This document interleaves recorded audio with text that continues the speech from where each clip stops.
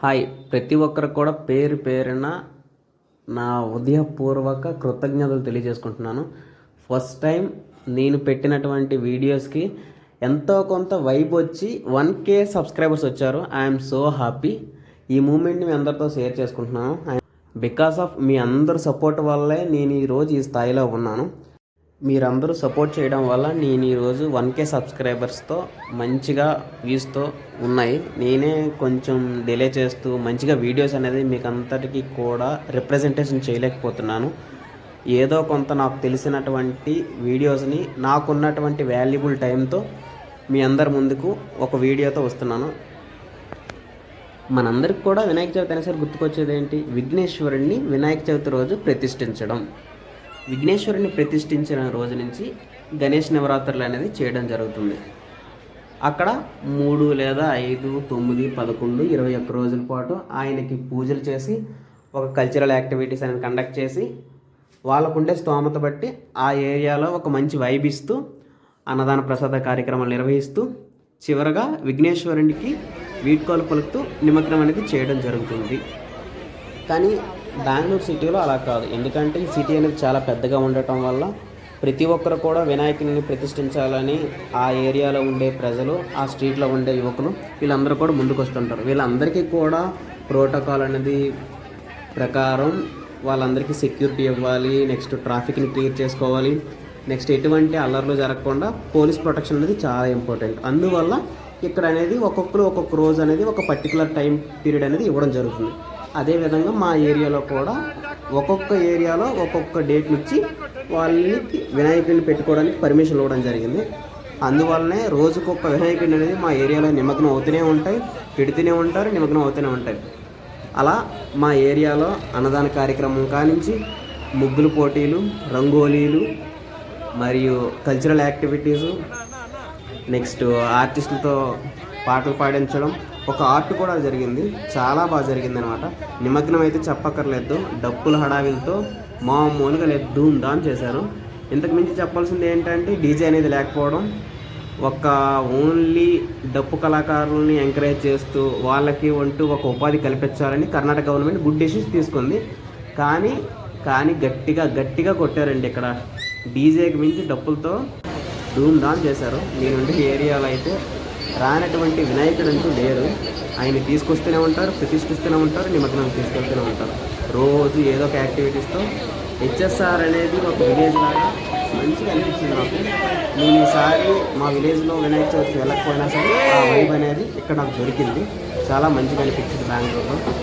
అది నేను చెప్పగలుగుతున్నటువంటి విఘ్నేశ్వరుని యొక్క నవరాత్రి ఉత్సవాలు.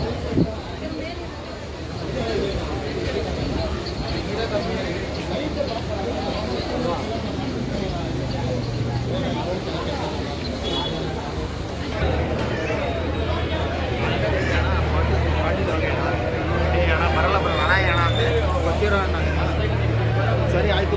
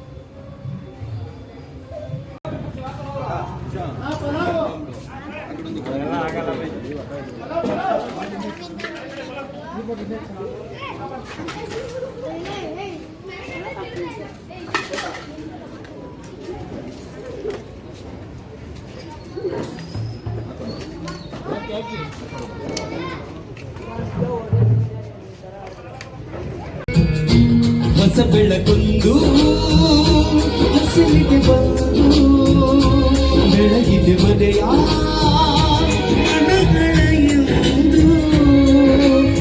ಆರಾಧಿಸು ರಾಜರತ್ನನು. ಜೋರಾಗಿ ಆಡಿಸಿಯೇ ನೋಡು, ಇನ್ನೂ ಜೋರಾಗಿ ಬೀಳಿಸಿಯೇ ನೋಡು. Very good. ಎಂದು ಸೋಲದು ಸೋತು ತಲೆಯ ಬಾಗದು.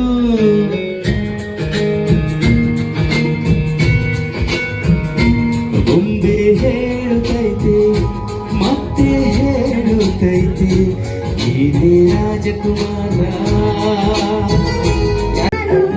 ಸತ್ಯವೇ ಭಗವಂತನಿಂದ ಪುಣ್ಯ ಕೋಟಿಯ ಕಥೆಯಿದು.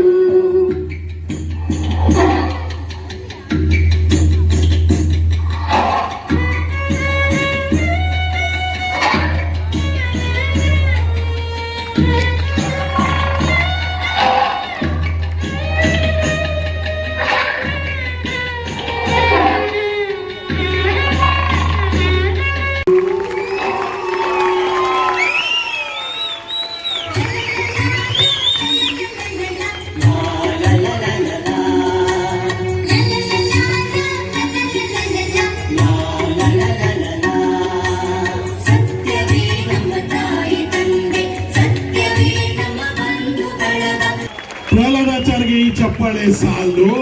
ಆದರೆ ನಾನು ನೀವೆಲ್ಲ ಇಷ್ಟಪಟ್ಟಿದ್ದಕ್ಕೆ ಪ್ರಹ್ಲಾದಾಚಾರ್ಯಗಳು ಒಂದು ರಿಕ್ವೆಸ್ಟ್ ಮಾಡ್ಕೋತೀನಿ.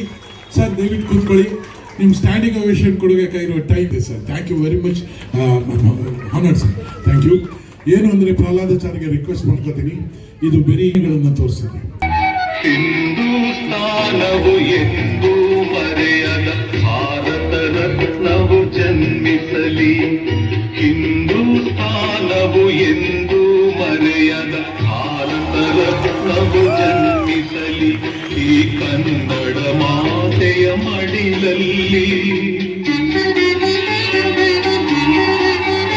ಈ ಕನ್ನಡ ನುಡಿಯ ಗುಡಿಯಲ್ಲಿ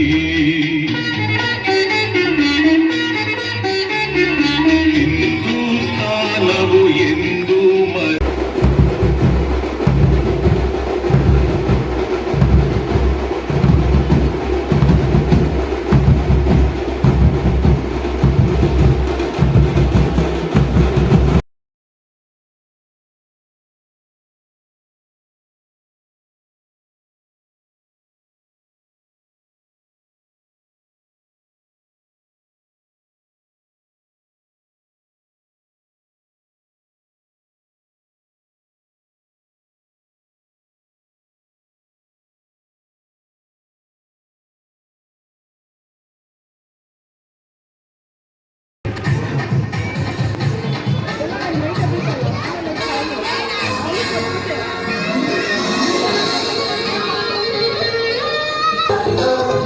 ಮಸ್ತ್ ಹುಡುಗಿ ಬಂದ್ರು ನಾನು ನನ್ನ ದೋಸ್ತು ಅಂದ್ರೆ ಎಲ್ಲ ಮಸ್ತು ಅಂದ್ರೆ